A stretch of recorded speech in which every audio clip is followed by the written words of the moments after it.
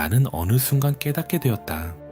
인간은 스스로 움직이는 존재가 아니라 외부 자극에 반응하며 움직이는 하나의 자동 장치와 같다는 사실을 말이다. 감각기관에 가해지는 외부 자극이 우리의 생각과 행동, 그리고 삶의 방향까지 만들어낸다.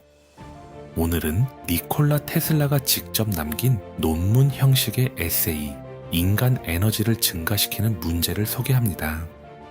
이 글에서 테슬라는 인간의 삶과 사회, 문명까지도 하나의 움직임으로 이해하며 인류의 에너지를 어떻게 더 높일 수 있는지를 과학적 시선으로 풀어내고 있었는데요. 인간은 무엇에 의해 움직이는 존재인지, 그리고 인류의 발전을 가로막는 힘과 그것을 극복하는 방법은 무엇인지 지금부터 함께 살펴보겠습니다. 편안한 마음으로 들어주세요. 자연이 우리 앞에 펼쳐 보이는 수많은 현상 가운데 인간의 마음을 이보다 더 깊은 경이로움으로 채우는 것은 없다. 그것은 우리가 인간의 삶이라 부르는 헤아릴 수 없을 만큼 복잡한 거대한 움직임이다. 그 기원은 영원히 닿을 수 없는 과거의 안개 속에 가려져 있고 그 본질은 너무도 복잡해 쉽게 이해되지 않는다. 그리고 그 목적지는 아득한 미래의 깊은 곳에 숨어 있다. 그것은 어디에서 왔는가? 그것은 무엇인가? 그리고 어디로 향하는가? 이 질문들은 모든 시대의 현자들이 끊임없이 탐구해온 근본적인 물음이다. 우리는 인간의 삶을 완전히 이해하지 못할지도 모른다. 그러나 한 가지는 분명하다. 인간의 삶은 하나의 움직임이라는 사실이다. 그 움직임의 본질이 무엇이든 상관없이 말이다. 움직임이 존재한다는 것은 반드시 움직이는 어떤 몸체와 그것을 움직이는 힘이 있다는 뜻이다. 따라서 생명이 있는 곳에는 언제나 힘에 의해 움직이는 어떤 질량이 존재한다. 모든 질량은 관성을 지니고 모든 힘은 지속하려는 성질을 가진다. 이 보편적인 성질 때문에 물질은 정지해 있든 움직이고 있든 현재의 상태를 유지하려는 경향이 있다. 그리고 어떤 원인에서든 힘이 작용하면 반드시 같은 크기의 반대 힘이 나타난다. 그래서 자연 속의 모든 움직임에는 필연적으로 리듬이 생긴다. 우리가 관찰하는 모든 현상이 이를 보여준다. 행성의 운동, 밀물과 썰물의 반복, 공기의 진동, 진자의 흔들림, 그리고 생명체에서 일어나는 수많은 변화까지 모두 그렇다. 인간의 삶도 마찬가지다. 한 개인의 탄생과 성장, 노년과 죽음, 한 가문의 흥망, 한 민족과 한 국가의 흥망, 이 모든 것 역시 하나의 리듬이다. 따라서 인간이라는 존재가 보여주는 가장 복잡한 생명의 표현조차도 본질적으로 하나의 움직임에 지나지 않는다. 아무리 복잡하고 이해하기 어려워 보여도 그것은 우주를 지배하는 동일한 운동 법칙 아래 놓인 하나의 움직임일 뿐이다. 우리가 인간을 말할 때 떠올리는 것은 단순한 개인이 아니라 인류 전체다. 따라서 인간의 움직임을 과학적으로 이해하려면 먼저 인류 전체를 하나의 물리적 실체로 받아들여야 한다. 오늘날 이 사실을 의심할 사람이 있을까? 수많은 개인과 서로 다른 성격과 유형이 존재하지만 결국 그것들은 하나의 존재, 하나의 단위를 이루고 있다. 우리는 자유롭게 생각하고 행동하는 존재처럼 보인다. 그러나 동시에 하늘의 별들처럼 서로 떼어낼 수 없는 관계로 연결되어 있다. 그 연결은 눈에 보이지 않지만 분명히 느낄 수 있다. 내가 손가락을 베이면 고통을 느낀다. 손가락이 내 몸의 일부이기 때문이다. 친구가 다치면 나 역시 마음이 아프다. 친구와 내가 연결되어 있기 때문이다. 심지어 전혀 관심 없던 사람이 쓰러지는 모습을 보아도 마음 한쪽이 불편해진다. 이것은 무엇을 의미하는가? 결국 우리는 더 큰 전체의 한 부분이라는 사실을 보여주는 것이 아닐까? 이 생각은 오랜 세월 종교의 깊은 가르침 속에서 전해져 왔다. 그것은 단지 인간 사회의 평화와 조화를 위해 만들어진 교훈만은 아니다. 그 안에는 매우 깊은 진리가 담겨 있다. 불교는 이 진리를 다른 방식으로 설명하고 기독교는 또 다른 방식으로 설명한다. 하지만 두 가르침이 전하는 핵심은 같다. 우리는 모두 하나라는 사실이다. 이 생각을 뒷받침하는 근거는 형이상학적 주장만이 아니다. 과학 역시 개별 존재들이 서로 연결되어 있다는 사실을 인정한다. 물론 과학이 말하는 연결은 태양과 행성, 달이 별자리 속에서 하나의 체계를 이루는 방식과 완전히 같지는 않다. 그러나 인간의 정신 상태와 다양한 현상을 연구하는 방법과 기술이 더 발전한다면 이 연결성 또한 언젠가 실험적으로 확인될 가능성이 크다. 더 중요한 사실이 있다. 인류라는 존재는 계속 살아간다는 점이다.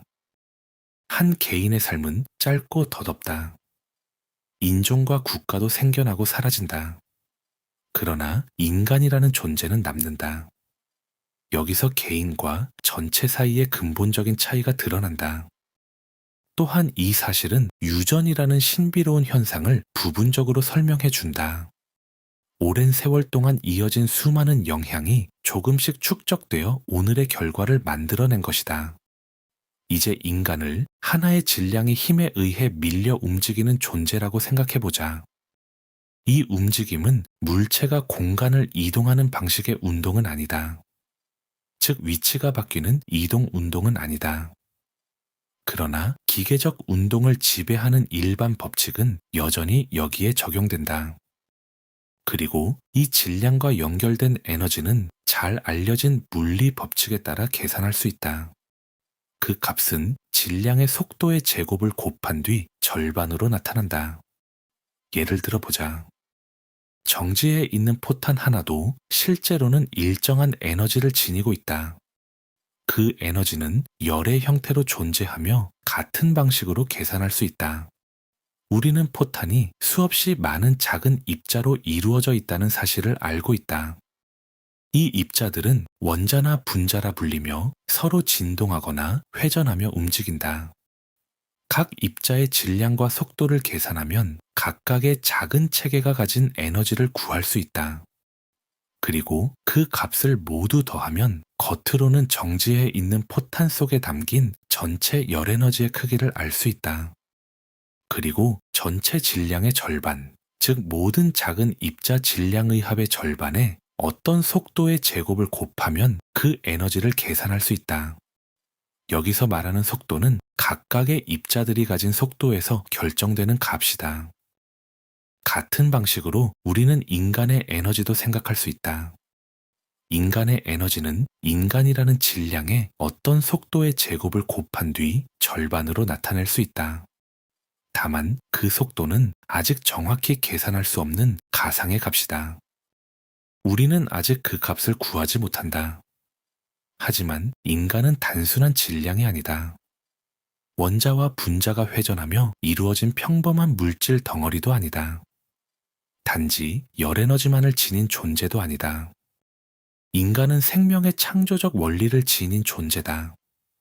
바로 그 원리 때문에 인간은 더 높은 성질을 지닌 존재가 된다. 인간의 질량은 바다의 파도 속 물처럼 끊임없이 바뀐다.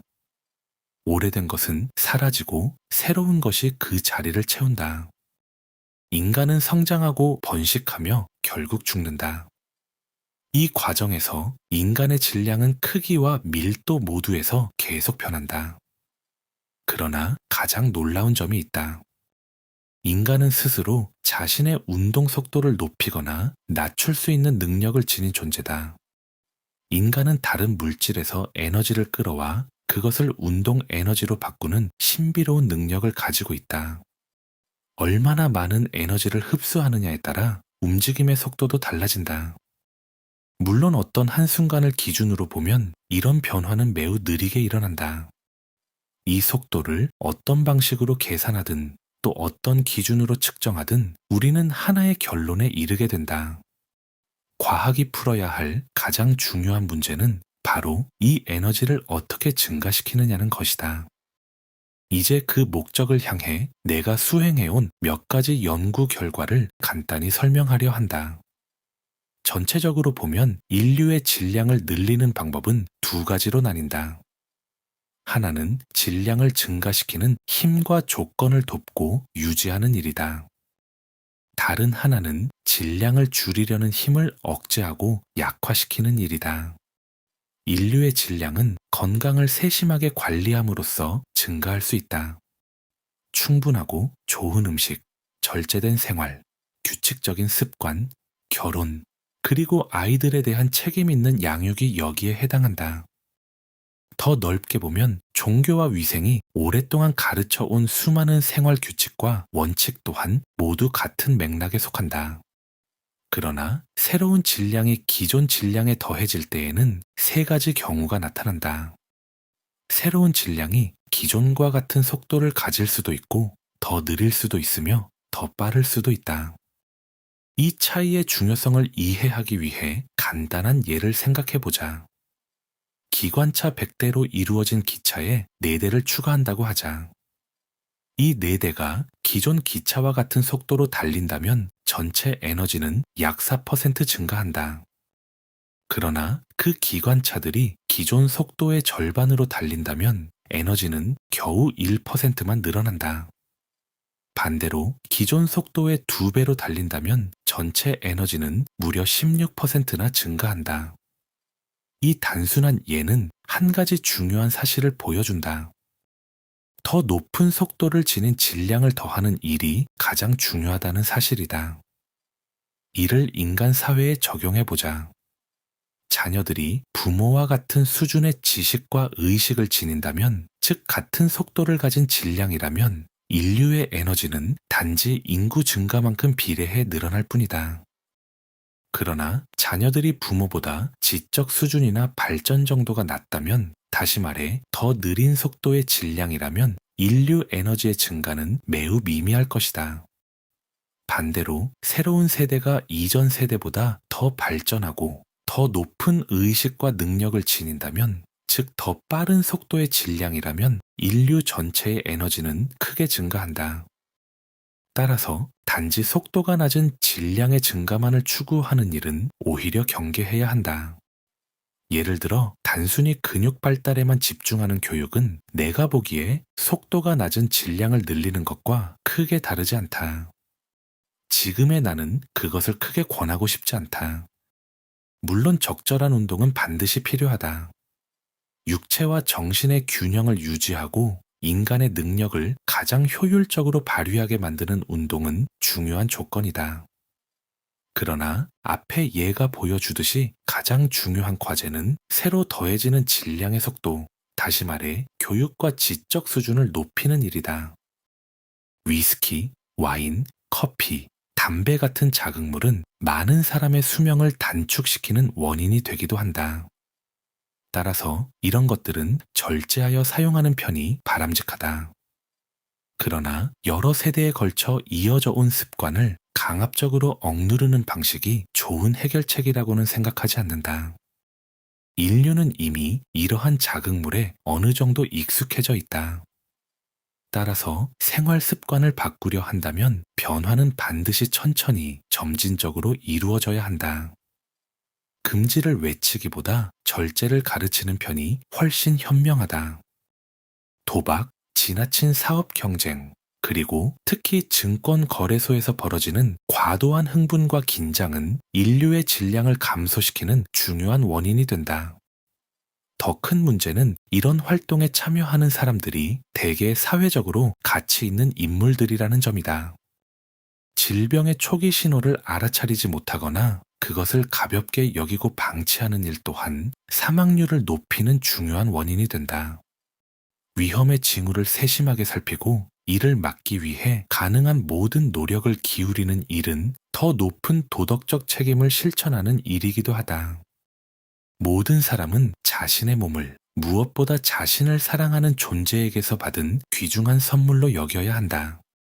그것은 하나의 경이로운 예술 작품과 같다. 인간의 상상을 넘어서는 아름다움과 정교함을 지닌 작품이다. 그러나 동시에 매우 섬세하고 연약하다. 한마디 말, 한 번의 숨결, 한 번의 시선, 심지어 하나의 생각조차도 그것을 해칠 수 있다. 이처럼 신체와 정신을 깨끗하게 지키는 일은 우리 안에 주어진 고귀한 원리에 대한 존중의 표현이다. 이러한 정신으로 원칙을 실천하는 사람은 그 자체로 진정한 종교적 삶을 살고 있는 것이다. 도덕적 타락 또한 매우 심각한 악이다. 그것은 마음과 몸을 동시에 병들게 하며 어떤 나라에서는 인류의 질량을 크게 감소시키는 원인이 되기도 한다. 이제 두 번째 문제를 살펴보자. 인간의 움직임을 늦추는 힘을 어떻게 약화시킬 것인가? 인간의 전진을 늦추는 힘에는 두 가지 성격이 있다. 하나는 마찰과 같은 힘이고 다른 하나는 부정적인 방향을 지닌 힘이다. 이 차이를 이해하기 위해 하나의 예를 들어보자. 무지, 어리석음, 정신적 무능력 같은 것들은 순수한 마찰적 힘에 해당한다. 이러한 힘은 특정한 방향을 갖고 작용하는 것이 아니라 단지 움직임을 방해하는 저항일 뿐이다. 반대로 공상적 사고, 광기, 자기 파괴적 성향, 종교적 광신 같은 것들은 부정적인 힘에 속한다. 이들은 일정한 방향을 가지고 작용한다. 이처럼 서로 다른 성질의 저항을 줄이거나 극복하려면 서로 다른 방법이 필요하다. 예를 들어 광신적인 사람의 행동은 어느 정도 예측할 수 있다. 따라서 예방 조치를 취할 수도 있고 교육으로 깨우치게 할 수도 있으며 설득하거나 방향을 바꾸게 할 수도 있다. 심지어 그의 결점을 장점으로 바꾸어 올바른 방향으로 이끌 수도 있다. 그러나 무지하거나 지능이 부족한 사람의 행동은 거의 예측할 수 없다. 그럴 때는 그를 하나의 질량처럼 다루어야 한다. 마치 의식 없는 물체가 거친 자연의 힘에 떠밀려 움직이는 것과 비슷하다. 부정적인 힘에는 언제나 어떤 성질이 담겨 있다. 때로는 매우 높은 능력일 수도 있다. 다만 그것이 잘못된 방향으로 쓰이고 있을 뿐이다. 따라서 올바른 방향으로 돌리면 오히려 유익하게 활용될 수 있다. 그러나 방향이 없는 마찰적 힘은 오직 손실만 낳는다. 따라서 이 문제에 대한 첫 번째이자 가장 기본적인 답은 분명하다. 모든 부정적인 힘은 올바른 방향으로 돌리고 모든 마찰적 힘은 줄여야 한다. 수많은 마찰적 저항 가운데 인간의 발전을 가장 크게 늦추는 것은 분명 무지다. 지혜로운 붓다가 말했듯이 무지는 세상에서 가장 큰 악이다. 무지에서 생겨나는 마찰은 특히 여러 언어와 다양한 민족이 존재함으로써 더욱 커진다. 이 문제를 줄이는 유일한 길은 지식을 널리 퍼뜨리고 인류의 다양한 요소를 하나로 통합하는 것이다. 이보다 더 가치 있는 노력은 없다.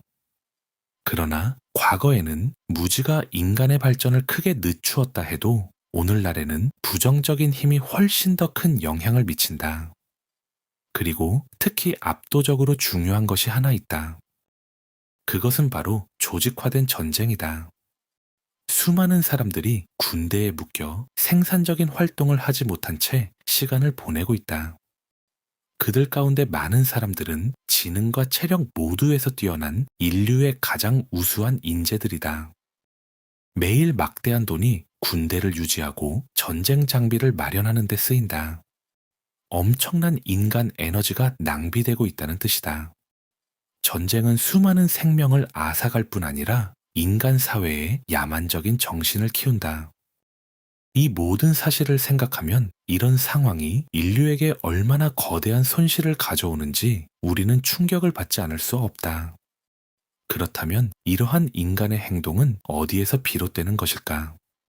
아주 오래전 내가 아직 소년이었을 때 나는 매우 특이한 증상을 겪고 있었다.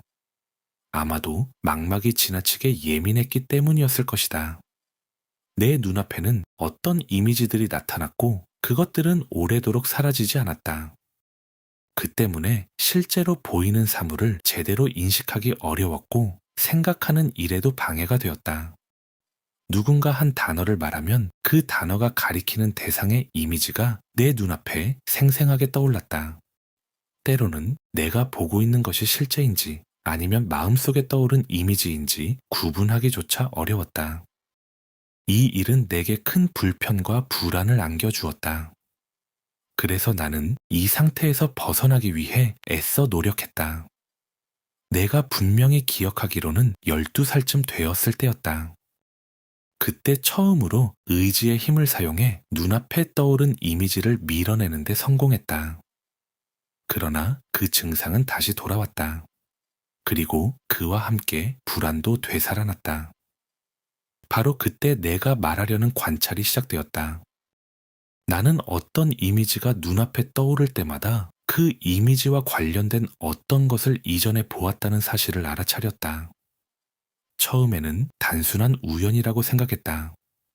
그러나 곧 그것이 우연이 아니라는 것을 확신하게 되었다. 어떤 시각적 인상이 먼저 받아들여지고 그 뒤에 이미지가 떠오른다는 사실을 깨달은 것이다. 나는 어떤 생각이 떠오를 때마다 그 생각을 불러온 최초의 시각적 인상을 찾아보기 시작했다. 그리고 여러 해 동안 이 과정을 반복하면서 나는 거의 언제나 어떤 생각을 일으킨 최초의 인상을 찾아낼 수 있게 되었다. 그리고 얼마 지나지 않아 내 모든 행동 역시 같은 방식으로 시작된다는 사실을 깨달았다. 나는 계속 관찰하고 확인했다. 그 과정을 통해 한 가지 사실을 스스로 증명하게 되었다. 나는 외부 자극에 반응하며 움직이는 자동 장치와 같은 존재라는 것이다. 감각기관에 가해지는 외부 자극이 나의 생각과 움직임, 그리고 행동을 만들어낸다. 이 경험은 나에게 중요한 깨달음을 주었다. 인간의 행동 또한 일정한 법칙을 따른다는 사실이다. 인간의 움직임을 결정하는 모든 힘을 합치면 그 결과는 언제나 합리적인 방향으로 나타난다. 결국 인간의 움직임의 방향을 결정하는 것은 합리성이다.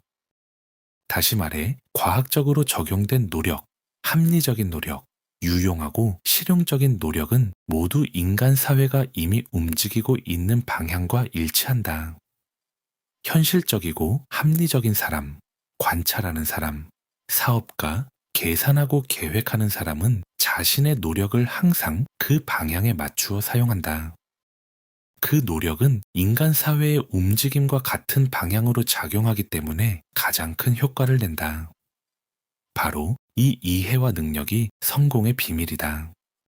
새로운 사실이 발견되고 새로운 경험이 쌓일 때마다, 우리의 지식이 확장될 때마다 그것은 이성의 영역으로 들어온다. 그리고 그 지식은 인간 사회가 나아가는 방향에도 영향을 미친다. 그러나 그 움직임은 언제나 그 시대 사람들이 합리적이라 여기는 모든 노력의 합력 방향을 따라 이루어진다. 다시 말해, 자기 보존에 도움이 되고 유용하고 이익이 되며 실용적이라고 여겨지는 노력들이 모여 인간의 움직임의 방향을 결정한다. 이러한 노력들은 우리의 일상과 직접 연결되어 있다.